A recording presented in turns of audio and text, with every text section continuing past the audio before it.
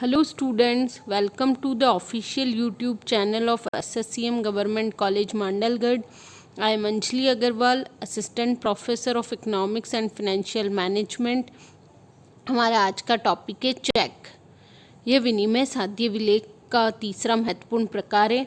भारतीय विनिमय साध्य विलेख अधिनियम 1881 की धारा 13 के अनुसार हमने विनिमय साध्य विलेख के मुख्य 3 प्रकार हैं: चेक, विनिमय बिल और प्रतिज्ञा पत्र। विनिमय बिल और प्रतिज्ञा पत्र का अध्ययन हम कर चुके हैं। इस वीडियो में हम चेक का विस्तृत अध्ययन करेंगे। इस शब्द से हम सब भली भांति परिचित हैं, हमारे दैनिक जीवन में हम इसका उपयोग करते हैं। तो अब चेक को हम परिभाषित कैसे कर सकते हैं? भारतीय विनिमय साध्य विलेख अधिनियम 1881 की धारा 6 के अनुसार हमारा जो सब्जेक्ट है इस बार वो है बैंकिंग लॉ। तो बैंकिंग लॉ में हम कोई भी अगर परिभाषा लिखेंगे तो हम अधिनियम और उसकी धारा का अवश्य रूप से हमें लिखना है।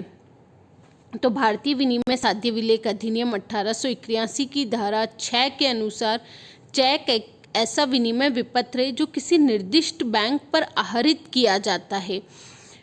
जो चेक है वह किसी बैंक विशेष पर लिखा जाता है तथा मांग पर देय होने के अतिरिक्त किसी अन्य प्रकार से देय घोषित नहीं होता है। चेक हमेशा मांग पर ही देय होगा। हमने विनिमय बिल और प्रतिज्ञा पत्र में 2 तरह के प्रकार पढ़े थे, एक मांग पर देय और एक सावधि देय, ऑन डिमांड और आफ्टर 3 मंथ्स, आफ्टर 4 मंथ्स, इस तरह से। लेकिन जो चेक होते हैं हमेशा मांग पर देय होते हैं। आप जिस दिन उसको बैंक में लगाएंगे, प्रस्तुत करेंगे, उसी समय आपको उसका भुगतान प्राप्त हो जाएगा। इंग्लैंड के बिल ऑफ एक्सचेंज एक्ट की धारा 73 के अनुसार चेक बैंकर पर लिखा हुआ और मांग पर देय विनिमय विपत्र होता है। एक डॉक्टर हर्ट के अनुसार परिभाषा दी हुई है। तो चेक की हम अगर देखें तो क्या मेन परिभाषा है कि चेक बैंक पर आहरित किया जाता है, किसी बैंक विशेष को लिखा जाता है जिस बैंक में हमारा अकाउंट होता है और मांग के अतिरिक्त अन्य प्रकार से देय नहीं होता है। उपयुक्त परिभाषाओं से ये स्पष्ट होता है कि चेक एक शर्त रहित लिखित आज्ञा पत्र होता है। यह भी एक शर्त रहित होता है, लिखित आदेश ही होता है। इसमें हम बैंक को आदेशित करते हैं। इसमें लिखने वाले के हस्ताक्षर होते हैं। वह उसमें से किसी व्यक्ति को अथवा उसके आदेशानुसार किसी अन्य व्यक्ति को या वाहक को मांग करने पर इसमें लिखित एक निश्चित धनराशि के भुगतान का आदेश किसी निर्दिष्ट बैंक को देता है। अब चेक के आवश्यक तत्व या विशेषताएं क्या हैं? चेक एक लिखित विलेख है। चेक हमेशा लिखित में होगा। हम चेक लिखते हैं तो चेक एक लिखित प्रपत्र होता है। कानून द्वारा तो उसका कोई प्रपत्र निर्धारित नहीं किया गया है। ये किसी भी सामग्री से लिखा जा सकता है। लेकिन व्यवहार में पेंसिल से लिखे हुए चेकों का प्रचलन नहीं है। इनमें जालसाजी की संभावना रहती है। व्यवहार में चेक बैंक द्वारा दी गई चेक बुक जो छपी हुई होती है पर ही लिखकर काटे जाते हैं। हम व्यवहारिक प्रैक्टिकल रूप में देखते हैं दैनिक जीवन में कि हर बैंक की अलग अलग चेकबुक होती है। उस पर बैंक का नाम, उनका जो एक निश्चित प्रारूप होता है प्रत्येक बैंक का, उस तरह से वो लिखी और छपी हुई होती है। और हम पेंसिल से नहीं, चेक को लिखने के लिए पेन का ही उपयोग करते हैं। नेक्स्ट है चेक एक आदेश है। चेक विनिमय विपत्र होने के कारण बैंक को दी गई एक आदेश के रूप में होना चाहिए। व्यवहार में चेक का भुगतान करो शब्दों का प्रयोग किया जाता है पे, जो एक प्रकार से आदेश ही है। आदेश होने के साथ साथ एक शर्त रहित आदेश होता है। विनिमय साध्य विलेख होने के कारण हमने जो विनिमय साध्य विलेख के 2 प्रकार पढ़े, विनिमय बिल और प्रतिज्ञा पत्र। तो विनिमय बिल भी एक शर्त रहित आदेश था और प्रतिज्ञा पत्र एक शर्त रहित प्रतिज्ञा थी। हम किसी भी तरह की शर्त इसमें नहीं जोड़ सकते हैं। आहर्ती बैंक हो, हमेशा चेक बैंक पर ही लिखा जाएगा। चेक किसी निर्दिष्ट बैंक पर ही आहरित होना चाहिए, अर्थात आदेश किसी बैंक को दिया गया हो, वह भी नामित की गई हो। व्यवहार में छपे हुए चेक फर्म पर बैंक का नाम व पता लिखा होता है, जिससे कि बैंक की शाखा विशेष जहां चेक के भुगतान के लिए प्रस्तुत करना है निश्चित हो सके। एक निश्चित राशि के हम चेक में एक निश्चित राशि भरते हैं। जो चेक की राशि भरी जाती है वह शब्दों तथा अंकों दोनों में लिखी जानी चाहिए।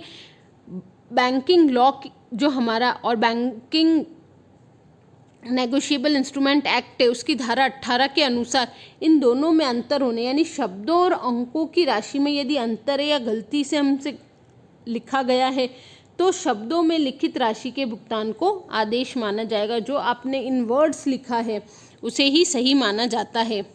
आदाता निश्चित हो, हमको यदि चेक से स्वयं भुगतान प्राप्त करना होता है तो हम सेल्फ वर्ड का यूज़ करते हैं, और हमें किसी अन्य व्यक्ति को भुगतान दिलाना है तो उस व्यक्ति का हम वहाँ पर नाम लिखते हैं या उस फर्म का नाम लिखा जाता है। चेक उसमें नामांकित व्यक्ति को अथवा उसके आदेशानुसार किसी अन्य व्यक्ति अथवा वाहक को देय होती है, इसलिए आदाता या प्रापक निश्चित होना चाहिए। चेक का आदाता कोई व्यक्ति, संस्था, क्लब, कंपनी या सोसाइटी हो सकती है। चेक में इस बात का स्पष्ट उल्लेख होना चाहिए कि उसमें उल्लेखित राशि का भुगतान किया जाए। चेक की जो सबसे महत्वपूर्ण विशेषता है वह कि चेक हमेशा मांग पर ही देय होता है। धारा 6 के अनुसार चेक मांग के अलावा अन्य किसी भी प्रकार से देय नहीं होता है। आहर्ता के हस्ताक्षर चेक पर आहर्ता के तथा उसकी ओर से इस आशय के लिए विधिवत अधिकृत व्यक्ति के हस्ताक्षर होने चाहिए। चेक पे जो व्यक्ति है जो चेक जारी कर रहा है उसके हस्ताक्षर होंगे, बिना हस्ताक्षर के भुगतान नहीं हो सकता है। तो ये इस प्रकार चेक की कुछ महत्वपूर्ण विशेषताएं थी कि चेक सदैव लिखित में होना चाहिए। चेक एक निश्चित बैंक को आदेश होता है। उस चेक पे जो राशि अंकित होती है वह शब्दों और अंकों दोनों में अंकित होनी चाहिए। चेक पर हस्ताक्षर आवश्यक होते हैं। चेक सदैव मांग पर देय होता है। निश्चित आदाता होता है।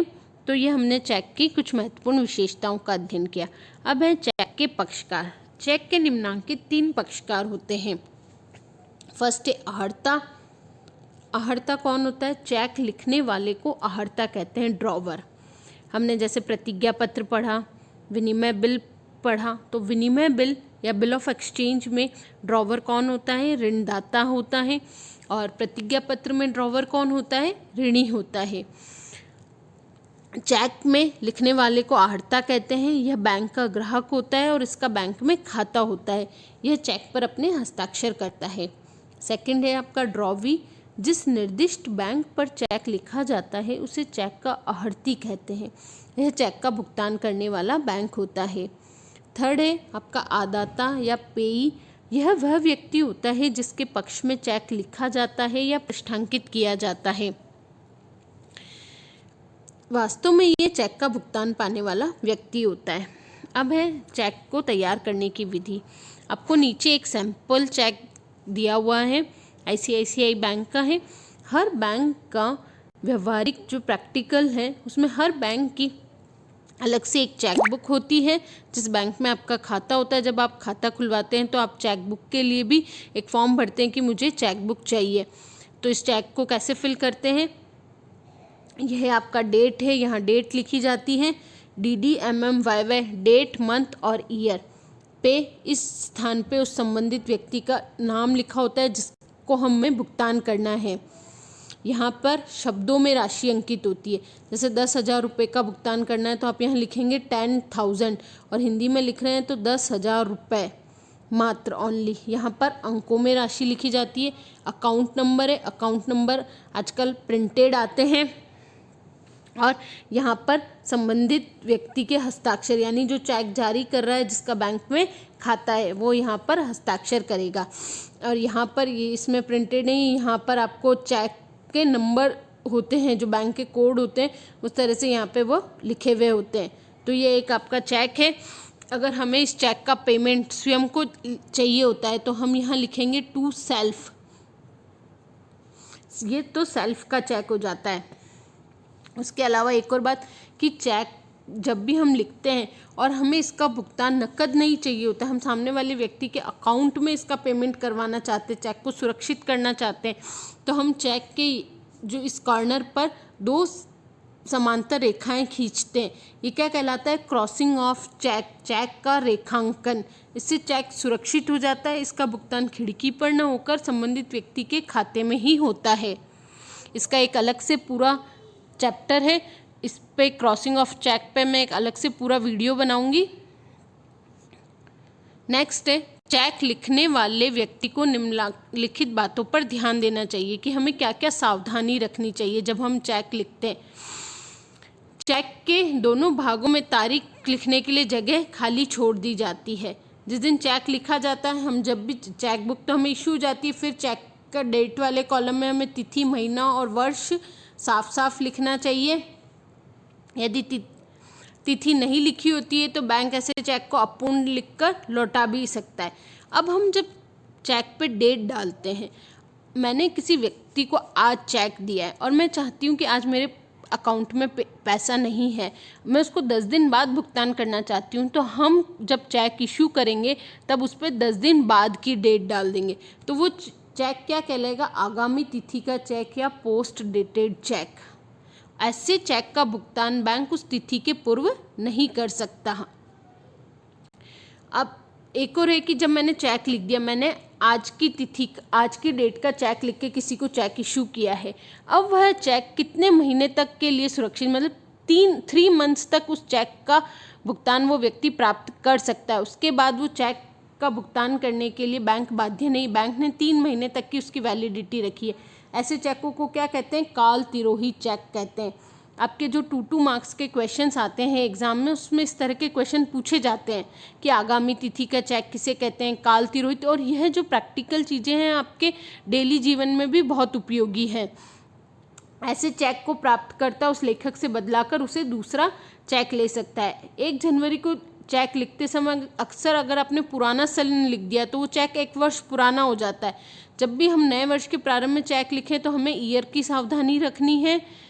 आपको किसी को बाद में भुगतान करना है तो आपको उस पर आगामी तिथि लिखनी है और चेक लिखने की तिथि से 3 महीने तक वैलिड होता है। उसके बाद है, प्राप्तकर्ता का नाम लिखते समय सावधानी रखनी चाहिए। चेक का भुगतान जिस व्यक्ति को भुगतान दिलाना है उसका पूरा नाम हमें साफ साफ लिखना चाहिए ताकि बैंक के कर्मचारी को किसी तरह की कठिनाई नहीं हो। और ग्राहक को स्वयं अपने लिए रुपया निकलवाना है तो हमें क्या लिखना होता है? To self. प्राप्तकर्ता के नाम के साथ आदर्श सूचक शब्द, पदवी या डिग्रियां नहीं लिखनी चाहिए। नेक्स्ट है धनराशि। चेक द्वारा दिखाई जाने वाली रकम को चेक में बिना काटा पीटी के निश्चित रूप से लिखना चाहिए। अंकों तथा शब्दों दोनों में समान रूप से राशि लिखनी चाहिए। शब्दों में इस प्रकार लिखना चाहिए कि किसी भी प्रकार का परिवर्तन न किया जा सके। ओनली शब्द जोड़ा जाना चाहिए और शब्दों और अंकों में लिखी गई रकम में अंतर नहीं होना चाहिए। नेक्स्ट है हस्ताक्षर। चेक पर लिखने वाले ग्राहक के हस्ताक्षर होना अत्यंत ही आवश्यक है। आपको भी इस बात की जानकारी, बिना हस्ताक्षर के उस चेक का भुगतान नहीं हो सकता। और हस्ताक्षर करते समय ये ध्यान रखना चाहिए कि जो नमूने के हस्ताक्षर किए हैं, आप जब बैंक में खाता खोलते हैं तब जो हस्ताक्षर करते हैं हर समय चेक पर वही हस्ताक्षर, यदि नमूने के हस्ताक्षर से हस्ताक्षर का मिलान नहीं होता है तो बैंक उस चेक का भुगतान नहीं करते हैं। नेक्स्ट है वाहक या आदेश चेक है। तो चेक को अगर ऑर्डर चेक करना है तो चेक पर छपे हुए बियरर शब्द को काट देना चाहिए। वाहक का मतलब होता है कि जिस व्यक्ति के पास ये चेक होगा उसे उस चेक का भुगतान प्राप्त हो जाएगा। नेक्स्ट है रेखांकन। रेखांकन का मैंने अभी आपको बताया कि चेक का भुगतान गलत व्यक्ति को न हो जाए, इसलिए हम चेक को क्या करते हैं? रेखांकित कर देते हैं। रेखांकन का क्या मतलब है कि उसके बाईं ओर 2 तिरछी रेखाएं समानांतर रूप से खींच दी जानी चाहिए। तो हमने इस वीडियो में चेक का अर्थ, चेक के पक्षकार, उसकी क्या विशेषताएं हैं और चेक लिखते समय किन किन बातों का हमें ध्यान रखना चाहिए, इनका अध्ययन किया। तो इससे संबंधित आपकी कोई भी क्वेरी है तो आप मुझे कमेंट बॉक्स में लिखकर पूछ सकते हैं। बहुत बहुत धन्यवाद। Stay home, stay safe.